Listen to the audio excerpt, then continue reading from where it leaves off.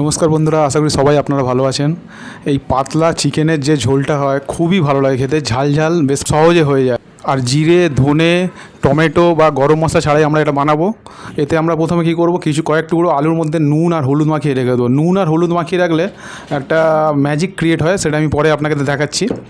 আর আরেকটি পাত্রে আমরা কি করব, এখানে আমি 700 গ্রাম চিকেনকে ছোটো করে টুকরো করে নিয়েছি। তাতেও সামান্য নুন, একটু হলুদ আর একটু ঝাল লঙ্কার গুঁড়ো, এটা বেসিক ম্যারিনেশন। আর 2 টেবিল চামচ সর্ষের তেল দেবো আমি। সর্ষের তেল দিয়ে এটাকে ম্যারিনেট করে রেখে দেবো। আর কিছু দেওয়ার দরকার নেই এখানে, দই বা কোনো আদা রসুন এসব কিছু দেওয়ার দরকার নেই এখানে। খুব বেসিক আর খুব সহজে হয়ে যাবে সেই ধরনের আমরা এখানে চিকেন বানাচ্ছি, যে কেউ করতে পারে। যাতে এটা একটা আমরা মশলা বাটা দেবো যেটা ফ্লেভারটা অনবদ্য করে দেয়। আর আগেকার আমরা সবাই এই মশলাটাই ব্যবহার করতাম। কয়েকটা ছোটো এলাচ, এক টুকরো দারচিনি আর 2টো লং, এটা জলে আমি ভিজিয়ে রেখে দিলাম।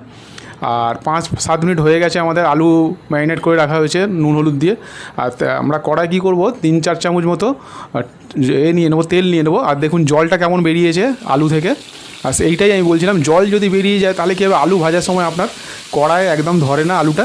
আর যখন গ্রেভিতে দেবেন বা কোনো ঝোলে বা কিছু রান্না করবেন, আলুটা খুব ভালো আপনার গ্রেভিটা সোক করে, আর ওটা আপনার খুব ভালো ফ্লেভার ধরে রাখে, আর সহজে ভাঙে না আলুগুলো। এরকমভাবে আপনারা করে দেখবেন, খুব ভালো রেজাল্ট পাবেন আপনারা। আলুটাকে আমরা হয়ে গেছে, এবার কি করব, ওই তেলেই আমরা কয়েকটা ছোটো এলাচ, এক টুকরো দারচিনি, একটা তেজপাতা দিয়ে দেবো। লংটা সবসময় লাস্টে দেওয়ার চেষ্টা করবেন, কারণ লংটা দিলেই কী হয়, ফাটতে শুরু করে। আর যখন একটু ফ্লেভার ছাড়বে তখন দেখুন একটা ছোটো সাইজের পেঁয়াজ আমি স্লাইস করে দিয়ে দিয়েছি।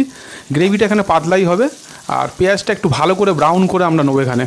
পেঁয়াজটা দেখুন মোটামুটি ব্রাউন হয়ে গেছে। আর সঙ্গে কাছে একটু জল রাখবেন, যাতে হিটটা খুব বেশি হয়ে গেলে তখন সঙ্গে সঙ্গে আমরা জলটা দিয়ে ওটাকে কুকিং প্রসেসটা বন্ধ করে দিতে পারি। দেখুন কুকিং প্রসেসটা বন্ধ হয়ে গেছে। তারপরে আমরা একটু রসুন দিয়ে দেবো। এখানে আদা আমরা এখন ব্যবহার করবো না। 1 চামচ মতো রসুন দিলাম, আর এটা কাশ্মীরি মির্চ দিলাম, আর একটু সামান্য হলুদ দিয়ে দেবো। তারপরে ভালো করে কষতে থাকবো যতক্ষণ না আপনার রসুনের কাঁচা গন্ধটা যাচ্ছে। আর একটু তেল ছেড়ে দেবে, জলও যেহেতু দেওয়া হয়েছে প্রথমে একটু, ওটা একটু ভাজতে সময় লাগবে কিন্তু খুব ভালো হবে এটা। তারপরে যখন আপনার তেল ছেড়ে দেবে তখন ম্যারিনেটেড চিকেনটা দিয়ে দেবো আমরা। ম্যারিনেটেড চিকেনটা 2 মিনিট ওর সঙ্গে কষে নেবো রসুনের সঙ্গে কষা হয়ে গেলে কিছুক্ষণ, তারপরে দেখবেন আপনার চিকেন একটু নিজস্ব জল ছেড়ে দেবে। তারপরে একটু শুকিয়ে আসবে যখন, তারপরে কয়েকটা কাঁচা লঙ্কা দিয়ে দেবো। এই স্টেজে কাঁচা লঙ্কাটা দিলে কী হয়, এর ফ্লেভারটা খুব ভালো থাকে, আর কিন্তু খুব ঝালও হয় না কাঁচা লঙ্কা থেকে।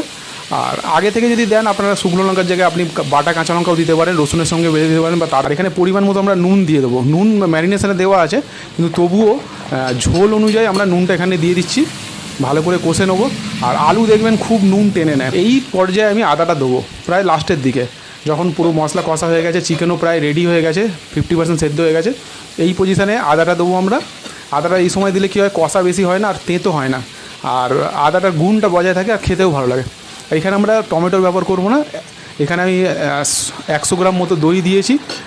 এটা টক দই ভালো করে ফেটিয়ে নিয়েছি, দিয়ে এবারে দিয়ে দেবো। তখন আঁচটা আমরা একটু বন্ধ করে দেবো বা কমিয়ে রাখবো। তারপরে যখন দইটা ভালো করে যখন কষে নেবেন, তখন দেখবেন আপনার তেল ছেড়ে দিচ্ছে দইটা। তখন দেখবেন মানে দইয়ের কাঁচা গন্ধটা চলে যাবে, আর তেল ছেড়ে দেবে যখন, তখন আপনার দই কিন্তু রেডি হয়ে গেছে।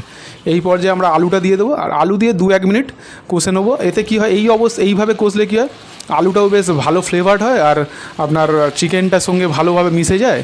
আর এরপরে আমি কী করব, 2 কাপ মতো গরম জল দিয়ে দিয়েছি। খুব সহজ রেসিপি, দেখুন 2 কাপ গরম জল দিলাম, খুব ভালো হয়। রান্নার কুকিং প্রসেসটা কন্টিনিউ থাকে, ব্যাঘাত ঘটে না রান্নাটা। আর তারপরে দেখুন যে ভিজিয়ে রেখেছিলাম যে মশলাটা, সেই মশলাটাকে আমি বেটে নেবো। মোটামুটি 5 মিনিট আমরা এরকমভাবে ঢাকা দিয়ে সেদ্ধ করে নেবো। আলু যতক্ষণ সেদ্ধ হতে সময় লাগে ততক্ষণই আমরা সেদ্ধ করব। খুব সহজ রেসিপি এবং খুবই ভালো লাগে খেতে, মানে খুব সময় কম লাগে। দেখুন আমি চামচ দিয়ে দেখে নিলাম আলুটা সেদ্ধ হয়েছে কিনা। আলুটা যতক্ষণ সেদ্ধ হবে ততক্ষণই আমরা এটা করব। তারপরে আমরা বন্ধ করে দেবো আঁচটা। বন্ধ করে যে গরম মশলাটা আমরা বেটে নিয়েছিলাম সেটা দিয়ে ওটাকে নাড়িয়ে নেবো হালকা করে। একদম নাড়িয়ে নিলাম ওতে, যাতে পুরোটা ভালোভাবে মিশে যায় গরম মশলাটা। আর এই ছোটোবেলায় দারচিনি আর লংয়ের যে ফ্লেভারটা থাকে দারুণ লাগে। যদি আপনাদের রান্নাটি ভালো লেগে থাকে দয়া করে একবার করে দেখবেন, আর একটা লাইক করে দেবেন। ধন্যবাদ সকলকে।